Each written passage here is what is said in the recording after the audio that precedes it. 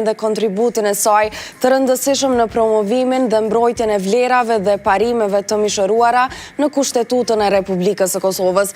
Këtë ngjarje të cilën e ka përcjell gazetari Nerin Xhushi, ftoj ta ndjekim së bashku.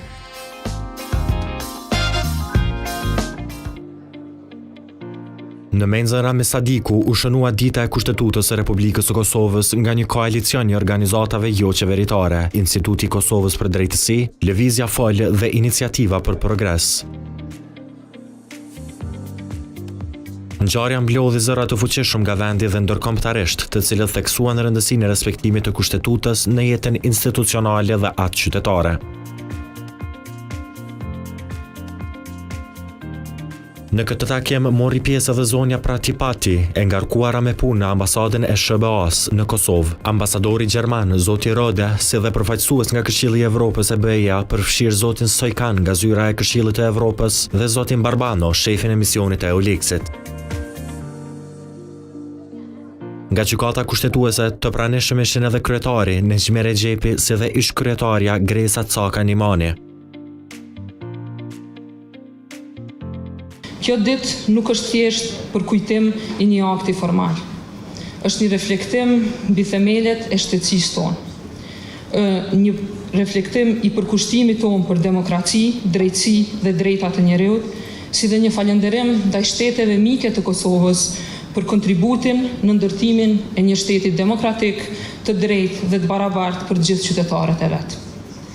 Është një ditë që na kujton se liria dhe demokracia nuk janë vetëm rezultati një lufte apo një deklarate, por edhe një organizimi të drejtë, ligjor dhe njerëzor të shtetit. Kushtetuta është akti më i lartë juridik i një shteti, por përtej kësaj, ajo përfaqëson vullnetin kolektiv të qytetarëve për të jetuar në një shoqëri ku mbizotëron barazia, drejtësia dhe liria. Për një shtet të ri si Kosova, që ka kaluar nëpër histori të vështirë dhe në sakrifica të mëdha, Kushtetuta përfaqëson një pikë these, një angazhim për të ndërtuar një shtet demokratik dhe funksional. Por në zemër të këtij angazhimi qëndron demokracia. Demokracia është një kulturë politike dhe sociale që duhet mirëmbahet dhe të promovohet çdo ditë, në çdo institucion, në çdo zyrë publike. Ajo kërkon transparencë, përgjegjësi, llogaridhënie dhe pjesëmarrje. Sot është jetike të theksojmë rëndësinë që kanë institucionet e drejtësisë në mbrojtjen e të drejtave dhe lirive themelore të njerëzit. Pa gjykata e gjyqtar të pavarur, pa prokuror të guximshëm, e pa zyrtar publik që mbrojnë në përkushtim interesin publik, asnjë shoqëri nuk mund të pretendojë se është e drejtë dhe se përfaqëson vlerat që i promovon Kushtetuta dhe demokracia. Institucionet dhe zyrtarët publik që i zbatojnë, mbrojnë dhe promovojnë këto vlera janë buroja kryesore ndaj fenomeneve dhe praktikave potenciale të keqpërdorimit të pushtetit apo të çfarëdo lloj padrejtësie që cënojnë të drejtat e qytetarëve. Thënë këtë, drejtësia nuk është vetëm çështje e institucioneve. Është edhe çështje e vlerave, e kulturës qytetare dhe e shembujve që ne i promovojmë në shoqëri. E di që presidentja e re po bën një punë të admirueshme duke e mbushur këtë rol me dinjitet dhe jam e sigurt që ata që do vinë pasaj do ta shohin gjithmonë si një model, si personin që duhet të ndjekin. Por gjykata kushtetuese ka shumë arsye për të krenuar, përveç udhëheqjes së shkëlqyer të presidentës Vjosa Osmani, që nga vendimet e saj të para në vitin 2009, ajo ka evoluar në një nga shtyllat më të rëndësishme të sistemit të drejtësisë në vend. Dhe vendimet e saj vazhdojnë të formojnë dhe përparojnë ligjin dhe demokracinë e Kosovës. Besimi i publikut në gjykatën kushtetuese është një dëshmi e efikasitetit të saj. Sipas një ankete të perceptimit të vitit 2024, 78% e konsulencave besojnë se gjykata është e paanshme dhe e pavarur, 78%. Do të guxoja t'i kërkoja kujdo në këtë sallë që të vi me një institucion tjetër diku në botë që ka një shkallë të tillë miratime. Kushtetuta e Kosovës nuk është thjesht një dokument ligjor. Ajo është një dëshmi e gjallë e parimeve të barazisë, drejtësisë dhe mbrojtjes së dinjitetit të njerëzit. Përmes përfshirjes së disa dispozitave kyçe nga instrumentet e Këshillit të Evropës, Kosova ka treguar angazhimin e saj për të përputhur me standardet e të drejtave civile evropiane. Sipas Kushtetutës së Kosovës, instrumentet ligjore ndërkombëtare kanë përparësi mbi legjislacionin kombëtar, duke siguruar që gjykata kushtetuese të marrë vendime në përputhje me standardet e të drejtave të njerëzit, të përcaktuara në Konventën për të drejtat e njerëzit dhe jurisprudencën e saj. Në këtë drejtim Kosova qëndron si një shembull i spikatur i integrimit të vlerave demokratike europiane në kuadrin e saj ligjor dhe institucional. Puna që është bërë në gjykatën kushtetuese në Kosovë ka qenë gjithashtu thelbësore në forcimin e sundimit të ligjit, promovimin e transparencës dhe mbrojtjen e të drejtave të gjithë qytetarëve, pa marrë parasysh origjinën e tyre. Pajtueshmëria e vendit me parimet e Këshillit të Evropës dhe përfshirja e instrumenteve të ndryshme të drejtave të njerëzit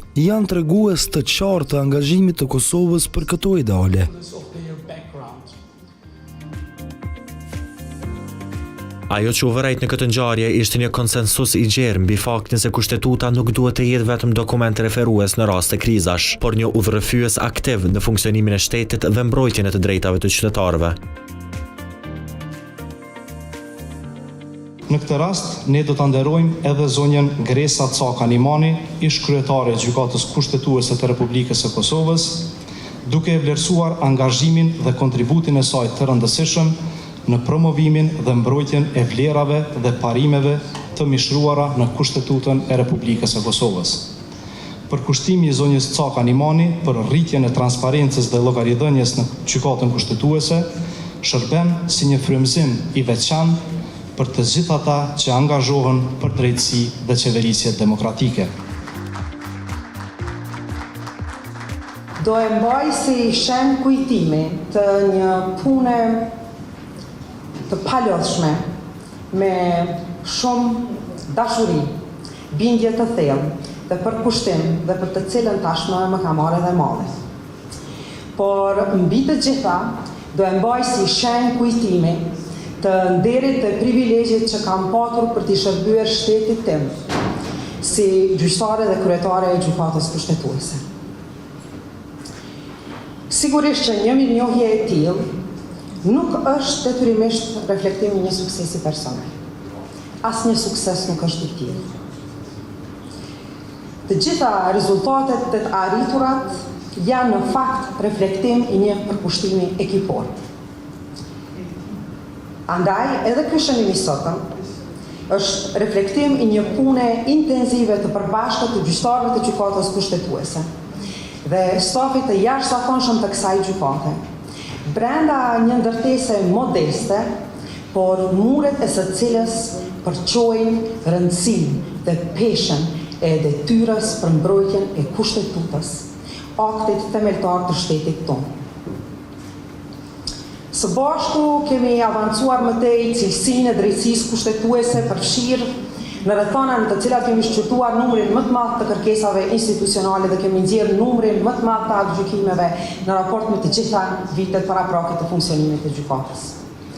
Kemi avancuar më tej mekanizmat e efikasitetit, transparencës dhe llogaridhënies bazuar në standardet më të mira evropiane përfshirë në bashkëpunim me shoqërinë civile.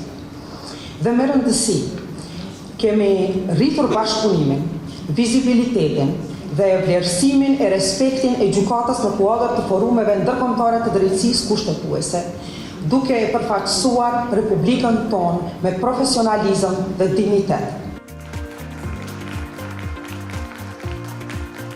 Në një kohë kur sfida ndaj rendit kushtetues janë të shumta, mesazhi kësaj dite është i qartë. Kushtetuta nuk është luks demokratik, por nevojë e përditshme për një shoqëri të drejtë. Dhe sa herë që ai rrezikohet, zëri i qytetarit, shoqërisë civile dhe partnerëve ndërkombëtar duhet të jenë buroja e saj më e fortë. Një shtet demokratik ndërtohet mbi themelët e një kushtetute të respektuar dhe të zbatuar.